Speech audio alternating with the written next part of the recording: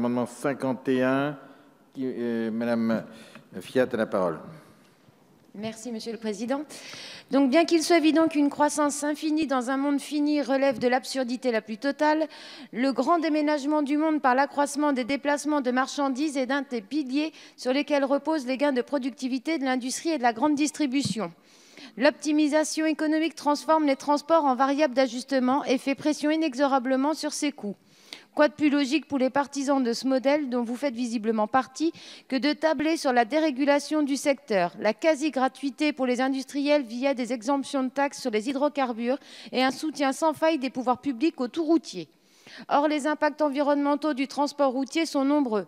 Pollution globale de l'air, bruit, consommation d'espaces naturels, dégradation des paysages, congestion des infrastructures. Ces atteintes sont supportées par l'usager. Face à l'urgence écologique, nous ne pouvons tolérer davantage des impacts liés à l'accroissement du transport par la route et à travers lui notre dépendance aux hydrocarbures. La route ne doit en aucun cas se substituer au train. C'est le sens de notre amendement. Alors, il y a un amendement identique 121. Monsieur Vulfran, il est défendu le 121. Vous avez la parole, Madame la Ministre. Merci, Monsieur le Président. L'article L212-1-1 dispose aujourd'hui: l'État veille à l'organisation des services de transport ferroviaire de personnes d'intérêt national. Vous substituez à cet énoncé clair une disposition pour le moins étonnante et inquiétante. Je cite: les services de transport ferroviaire de voyageurs d'intérêt national et les services routiers effectués, le cas échéant en substitution de ces services ferroviaires, sont assurés par les entreprises qui ont conclu avec l'État, autorité organisatrice de ces services, un contrat de service public. Que vient faire ici la référence à des transports routiers de substitution aux services ferroviaires?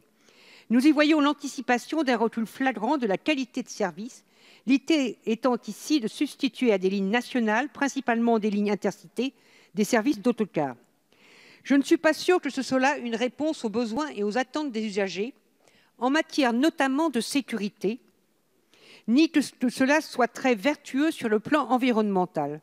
Je me rappelle d'une époque où on disait aux mairies qu'il ne fallait pas envoyer les enfants en colo en car, mais pour assurer leur pleine sécurité, on leur demandait d'utiliser le train. C'est un recul en arrière sur la sécurité extrêmement inquiétant. Nous demandons donc, Madame la Ministre, à travers cet amendement, de nous éclairer sur les intentions du gouvernement.